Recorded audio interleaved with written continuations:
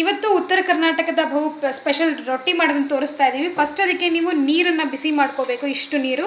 ಇದನ್ನು ಒಂದು ಬೌಲ್ ಜೋಳದ ರೊಟ್ಟಿಯ ಹಿಟ್ಟಿಗೆ ಹೀಗೆ ಕಾಣ್ತಿರುವಂತೆ ಈ ಸೌಟಿನ ಪ್ರಮಾಣದಲ್ಲಿ ಹಾಕೋಬೇಕು. ಸೊ ಒಂದು 3 ಸ್ಪೂನ್ನಷ್ಟು ಜೋಳದ ರೊಟ್ಟಿಯ ಹಿಟ್ಟಿಗೆ ಬಿಸಿ ನೀರನ್ನು ನಾವು ಹಾಕ್ಕೊಂಡು ಈ ರೀತಿ ಸೌಟ್ನಲ್ಲೇ ಕದಡ್ಕೊತಾ ಇರಬೇಕು. ಹಾಗೂ ಸ್ವಲ್ಪ ಹಾಗೆ ಆ ನೀರನ್ನೆಲ್ಲ ತಗೊಂಡು ಉಳಿದಿರುವಂತಹ ಏನೋ ನೀರನ್ನು ಇದಕ್ಕೆ ಮಿಕ್ಸ್ ಮಾಡ್ಕೊಳ್ಬೇಕು. ನೋಡಿದ್ರಲ್ಲ, 3 ಸ್ಪೂನ್ ನೀರನ್ನು ಹಾಕಿದ್ರು. ಟೀ ಸ್ಪೂನ್ಗಿಂತ ಸ್ವಲ್ಪ ಜಾಸ್ತಿ ಇದೆ, ಟೇಬಲ್ ಸ್ಪೂನ್ಗಿಂತನೂ. ಈಗ ಹಿಟ್ಟನ್ನು ಕಲಿಸೋದೇ ಬಹುಮುಖ್ಯ ವಿಧಾನ.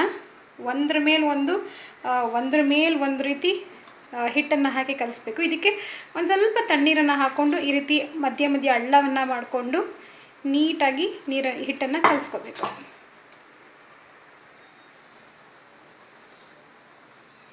ಚೆನ್ನಾಗಿ ಹಿಚ್ಚಿಕ್ಕಿ ಸುತ್ತ ತಿರುಗಿಸಿ ಕಲಿಸ್ಕೋಬೇಕು. ನೀರನ್ನು ಆವಾಗವಾಗ ನೋಡ್ಕೊಂಡು ಹಾಕೋಬೇಕು.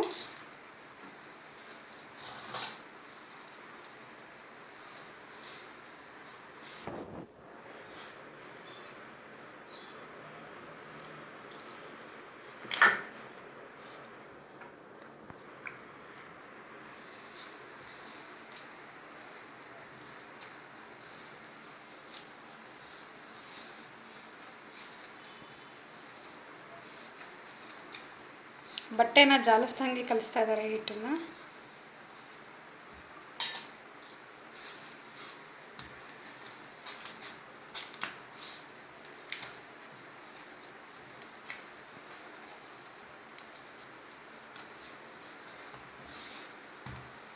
ತುಂಬ ಒಂದು ರೀತಿ ಸಾಫ್ಟ್, ಒಂದು ರೀತಿ ಈ ಹಲ್ವಾ ಅದಕ್ಕೆ ಅಂದರೆ ತುಂಬ ತೆಳ್ಳಗೆ ರೀತಿ ಅನ್ನಿಸ್ತದೆ, ಬಟ್ ತುಂಬ ತೆಳ್ಳಗಿಲ್ಲ.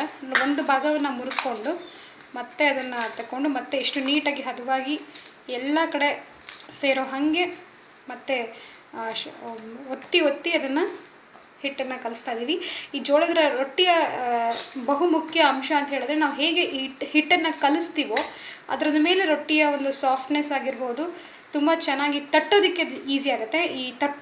ಈ ಕಲಿಸ್ಕೊಳ್ಳೋದೇ ಹಿಟ್ಟಿನ ಬಹುಮುಖ್ಯ ಅಂಶ ಅಂತ ಇಲ್ಲಿ ಕಾಣಿಸ್ತಾ ಇದೆ ನಮಗೆ.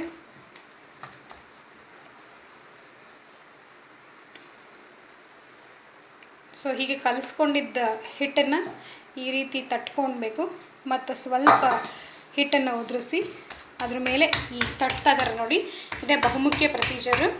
ನಿಮ್ಮ ಅಂಗೈ ಮೇಲೆ ಈ ರೊಟ್ಟಿಯನ್ನು, ಅಂಗೈಯ ಸಹಾಯದಿಂದ ರೊಟ್ಟಿಯನ್ನು ಹೀಗೆ ಬಡಿಬೇಕು. ಎಷ್ಟು ಚೆನ್ನಾಗಿ ಇದು ಸ್ಪ್ರೆಡ್ ಆಗ್ತಾ ಇದೆ ನೋಡಿದ್ರೆ, ಇಡೀ ರೊಟ್ಟಿ ಎಷ್ಟು ಚೆನ್ನಾಗಿ ಸ್ಪ್ರೆಡ್ ಆಗ್ತಾ ಇದೆ.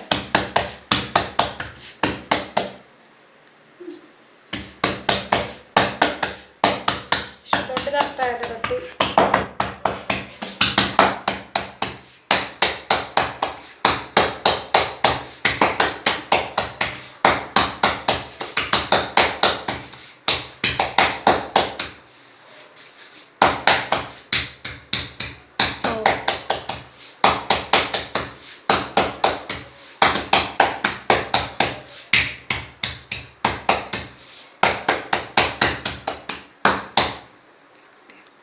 ಈಗ ಬಡದ ರೊಟ್ಟಿಯನ್ನು ತೆಗೆದು ನಾವು ತುಂಬ ಬಿಸಿಯಾಗಿರೋ ತವದ ಮೇಲೆ ಹಾಕಬೇಕು. ಇಲ್ಲಿ ಒಂದು ಬಹುಮುಖ್ಯ ಹಂತ ಇದೆ. ತಣ್ಣೀರಿಗೆ ಒಂದು ಸಣ್ಣ ಬಟ್ಟೆಯನ್ನು ಮಾಡಿಕೊಂಡು ಮೇಲೆ ಹೀಗೆ ಒತ್ತಬೇಕು, ಒದ್ದೆ ಮಾಡಬೇಕು. ರೊಟ್ಟಿ ಮೇಲೆ ಒಂದು ಬಟ್ಟೆನಲ್ಲಿ ಚಿಕ್ಕ ಬಟ್ಟೆಯನ್ನು ಒದ್ದೆ ಮಾಡಿಕೊಂಡು ಈ ರೀತಿ ನೀರನ್ನು ತಟ್ಟಬೇಕು. ಅದ್ರ ಮೇಲೆ ಅದನ್ನು ತಟ್ಟುವಾಗ ಹೀಗೆ ಕಾಣುತ್ತೆ, ಅಷ್ಟು ಸಾಫ್ಟಾಗಿ ಕಾಣ್ತಾ ಇದೆಲ್ಲ. ಅಷ್ಟರೊಳಗೆ ಇನ್ನೊಂದು ರೊಟ್ಟಿಯನ್ನು ತಟ್ಕೊಳ್ಳೋದನ್ನು ಗಮನಿಸ್ಕೊಳ್ಳೋಣ. ಅದಕ್ಕೆ ಇನ್ನೊಂದು ಹಿಟ್ಟನ್ನು ಮುರ್ಕೊಂಡು ಉಂಡೆನಾಗಿ ಮಾಡಿಕೊಂಡು ಮತ್ತೆ ನೀರನ್ನು ಕೈ ಮಾಡಿಕೊಂಡು ನೀಟಾಗಿ ಮಿಕ್ಸ್ ಮಾಡ್ಕೊತಾ ಇದ್ದಾರೆ.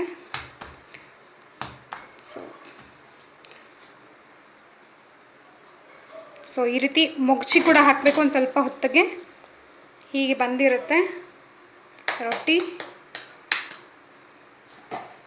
ಸೊ ಮತ್ತೆ ಈಗ ಇನ್ನೊಂದು ರೊಟ್ಟಿಯನ್ನು ನೋಡ್ಕೊತಾ ಇದ್ದೀರಾ.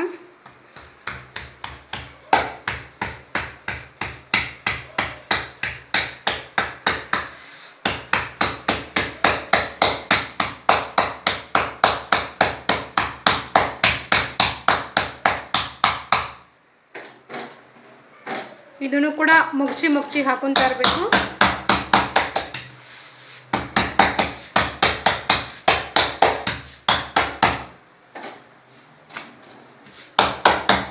ಅದಕ್ಕೆ ಬಂದಿರುತ್ತೆ.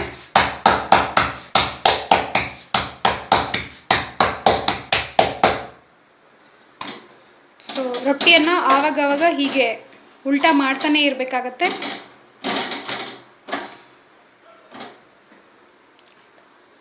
ಸೊ ಈಗ ಈ ರೊಟ್ಟಿ ಆಲ್ಮೋಸ್ಟ್ ಕಂಪ್ಲೀಟ್ ಆಗಿದೆ. ಒಂದು 5 ನಿಮಿಷ ದೊಡ್ಡ ಊರಿನಲ್ಲೇ ನಾವು ಇದನ್ನು ಬೇಯಿಸ್ಕೊಂಡಿದ್ದೀವಿ. ಸ್ವಲ್ಪ ಸುತ್ತಮುತ್ತ ನೋಡಿಕೊಂಡು ಎಲ್ಲಿ ಸ್ವಲ್ಪ ಬೆಂದಿಲ್ಲ ಅನಿಸುತ್ತೋ ಅದನ್ನು ನೋಡ್ಕೊಂಡು ಕೈಯಲ್ಲೇ ಒಂಚೂರು ಒತ್ಕೊಂಡು ಮಾಡ್ಕೋಬೇಕು. ಈಗ ಈ ರೊಟ್ಟಿ ಆಗ್ತಾಯಿದೆ. ಸೊ ರೊಟ್ಟಿ ಕಂಪ್ಲೀಟ್ ಆಗಿದೆ. ಈ ಹದಕ್ಕೆ ರೊಟ್ಟಿ ಬರುತ್ತೆ. ಸೊ ಅಗೇನ್ ಇನ್ನೊಂದು ರೊಟ್ಟಿ ಈ ರೀತಿ ತಯಾರಾಗ್ತಾ ಇದೆ.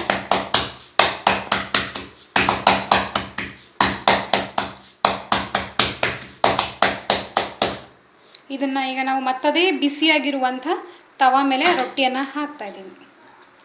ಸೊ ಮತ್ತೆ ಅದಕ್ಕೆ ಒದ್ದೆ ಬಟ್ಟೆಯಿಂದ ನೀರನ್ನು ಹಾಕ್ತಾ ಇದ್ದೀವಿ. ಒಂಚೂರು ಒದ್ದೆ ಮಾಡ್ತಾ ಇದ್ದೀವಿ. ಅದು ಸ್ವಲ್ಪ ಗಟ್ಟಿಯಾಗಿರೋದು ಬಿಟ್ಕೊಂಡು ತೆಳ್ಳೆ ಆಗುತ್ತೆ. ಹೀಗೆ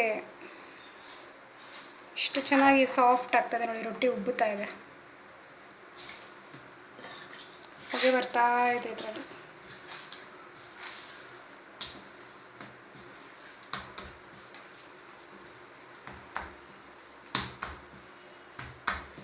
ಸೊ ಒಂದು ಬೌಲ್ ನೀವು ಒಂದು 1/4 kg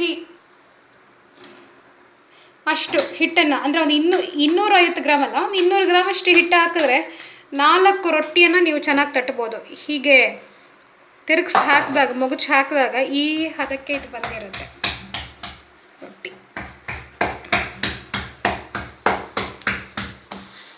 ಇದು ಒಂದು ದೊಡ್ಡ ಉರಿನಲ್ಲಿ ನೀವು ಬೇಯಿಸಬೇಕು ರೊಟ್ಟಿನ. ಹಿಂಗಾಗ್ತಾ ಇದೆ. ಮತ್ತು ಇದನ್ನು 1 ನಿಮಿಷ ಬಿಟ್ಟು ಮುಗುಚಿ ಹಾಕಿದ್ರೆ ಈ ರೀತಿಯಾಗಿ ಆಗಿರುತ್ತೆ.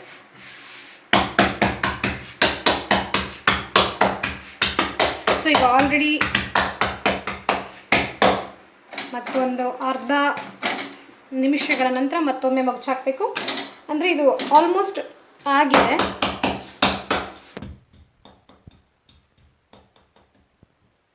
ಉಬ್ಬುತ್ತಾ ಇದೆ ರೊಟ್ಟಿ, ಮತ್ತು ತುಂಬ ಚೆನ್ನಾಗಿದೆ ಟೆಕ್ಸ್ಚರ್ ಎಲ್ಲ ನೋಡೋಕ್ಕೆ. ಉಬ್ಬುತ್ತಾ ಇದೆ. ಸೊ ರೊಟ್ಟಿಯ ಸುತ್ತಮುತ್ತಲೂ ಕೂಡ ಬೇಯಿಸ್ಕೊಳ್ಳೋದು ಬಹಳ ಮುಖ್ಯ.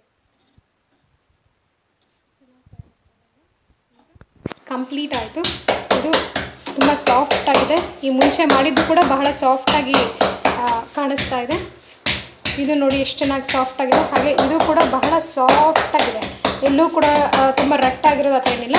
ಸೊ ಇದನ್ನು ನೀವು ಒಂದು ದಿನ ಪೂರ್ತಿ ಹಾಗೇನೂ ಇಡಬಹುದು. ಆದರೆ ಗಾಳಿಯಲ್ಲಿ ಇದನ್ನು ಬಿಡಬಾರ್ದು. ಸಪೋಸ್ ಒಂದು ವೇಳೆ ನೀವು ಗಾಳಿಗೆ ಏನಾದರೂ ಈ ರೊಟ್ಟಿನ ಬಿಟ್ಟರೆ ಅದು ಈ ರೀತಿಯಾಗಿ ಆಗುತ್ತೆ. ಅಂದರೆ ನೋಡಿ ಇದೆಷ್ಟು ಗಟ್ಟಿಯಾಗಿಬಿಟ್ಟಿದೆ. ಸೊ ಹೀಗೆ ಗಟ್ಟಿಯಾಗುತ್ತೆ. ಆದ್ದರಿಂದ ನೀವು ರೊಟ್ಟಿಯನ್ನು ನೀಟಾಗಿ ತೆಳ್ಳಗೆ ತಟ್ಟಿ ನೀಟಾಗಿ ಒಂದು ಕಂಟೈನರ್ಲಿ ಹಾಕಿಟ್ರೆ ಈ ಒಂದು ರೊಟ್ಟಿ ರೆಡಿ ಆಗುತ್ತೆ. ಸೊ ಜೋಳದ ರೊಟ್ಟಿ ನೀವು 200 ಗ್ರಾಮಷ್ಟು ಹಿಟ್ಟನ್ನು ತೆಗೆದುಕೊಂಡು ಬಿಸಿ ನೀರಿನಲ್ಲಿ ಒಂದು 3 ಟೇಬಲ್ ಸ್ಪೂನ್ಗಿಂತಲೂ ಜಾಸ್ತಿ ಆಗುತ್ತೆ ಒಂಚೂರು ಬಿಸಿ ನೀರಲ್ಲಿ ಆ ಹಿಟ್ಟನ್ನು ಕಲಿಸ್ಕೊಂಡು ನಂತರ ಹಿಟ್ಟನ್ನು ನಾವು ತೋರಿಸಿದ ರೀತಿಯಲ್ಲೇ ನೀವು ಕಲಿಸ್ಕೊಳ್ಬೇಕು ಹಾಗೂ ತಟ್ಕೋಬೇಕು. ಆಗ ಇಷ್ಟು ಚೆನ್ನಾಗಿರುವಂಥ ಜೋಳದ ರೊಟ್ಟಿಯನ್ನು ನೀವು ತಯಾರಿಸಬಹುದು. ನಿಮಗೆ ನಮ್ಮ ಈ ವಿಡಿಯೋ ಇಷ್ಟ ಆಗಿದ್ದಲ್ಲಿ ಇದನ್ನು ಸಬ್ಸ್ಕ್ರೈಬ್ ಮಾಡಿ ನಮ್ಮ ಚಾನಲ್ನ. ಹಾಗೂ ನಿಮ್ಮ ಏನು ಸಲಹೆ ಸೂಚನೆಗಳಿದೆ ಅದನ್ನು ಕೆಳಗಿನ ಕಮೆಂಟ್ ಬಾಕ್ಸ್ನಲ್ಲಿ ತಿಳಿಸಿ. Thank you.